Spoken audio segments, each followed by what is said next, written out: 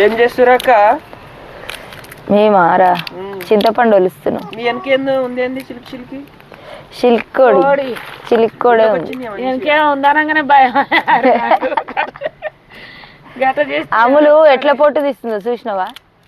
ఇట్లా నోట్లో పెట్టుకొని కొరికి తీస్తుంది. పావు కేజీ ఉంటుందో హాఫ్ కేజీ ఉంటుందో అంతే. ఇంతమంది పిల్లలు కూడా తీసింది. అది కొరికి తీసిన పులుసు వాళ్ళు తింటారే, మనమే తినాలి. నేనా? నువ్వు కాదు, అందరం తింటాం. ఎప్పుడైతే అమ్మా ఈ ఖాళీగా ఉన్నప్పుడు ఒలిచి పెట్టుకోవాలి. పని ఉన్న పూట కాదు పని. అబ్బాయి ఏం చేస్తుంది? ఉప్మా తింటుండు.